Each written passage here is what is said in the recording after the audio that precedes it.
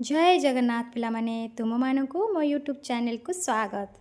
धूमपान निषेध दिवस 2026 उपलक्षे एक सुंदर ओडिया भाषणटीए प्रस्तुत करिछि। चलतु एबे भाषणटी पढ़ी नेबा। सम्माननीय सभापति महोदय, मोर पूज्य गुरुजी और गुरुमा वृंद, उपस्थित मंचासीन अतिथिवृंद और मोर छोट बड़ भाई और भौणी माने तथा सहपाठी और सहपाठिनी गण, आजिर एही धूमपान निषेध दिवस उपलक्षे मते किछि कहिबार सुजोग मिलिथिबारु मु निजको धन्य मने करे। आजिर समय रे धूमपान एक बड़ सामाजिक समस्या भावे उभा होइछि। गोटे सिगारेट बा बीड़ी केवल मनीषर टंका खर्च करे नाही, बरं तार अमूल्य जीवन को मध्य धीरे धीरे शेष करदे।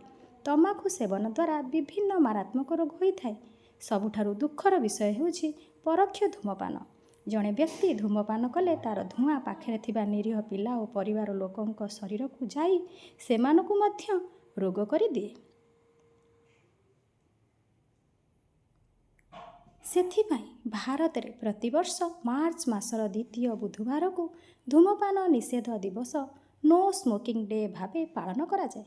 2026 रे यह मार्च 11 तारिख रे पड़ुछि। एही दिवसर लक्ष्य और उद्देश्य हेउछि लोक को धूमपान कुप्रभाव विषय सचेतन कराइबा, धूमपान छाड़िबा पाई लोक को प्रोत्साहित करिबा, समाज को तमाखु मुक्त करी एक सुस्थ जीवनशैली गठन करिबा। धूमपानर क्षतिकारक प्रभाव आम शरीर उपरे कौन से विषय। कर्कट रोग। धूमपान द्वारा फुसफुस, पाटी एवं गला कर्कट हेबार भय थाए। हृदरोग। यह रक्तचाप बढ़ाए एवं हृदघातर कारण साजे। श्वासक्रिया समस्या, आज्मा एवं ब्रोंकाइटिस भली रोग सृष्टि करिथाए। धूमपानर क्षतिकारक प्रभाव रे 4 नंबर पॉइंट होछि परोक्ष धूमपान।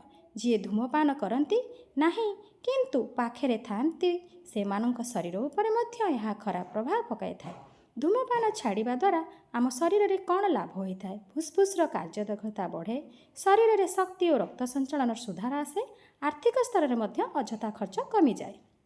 शेष में मुझे कहबी, मनीष जीवन भगवानंकर एक मूल्यवान सुंदर उपहार। निशा सेवन करी याकु नष्ट करंतु नाही। आसंतु आज आमे समस्ते शपथ नेबा जे निजे धूमपान रु दूरे रहिबा एवं अन्य मानकु मध्य एथिप्रति सचेतन कराइबा। धूमपान त्याग करंतु, जीवन बंचातु। धूमपान मुक्त जीवन गढ़िबा, सुस्थ और सुंदर समाज गढ़िबा। धन्यवाद। जय हिंद।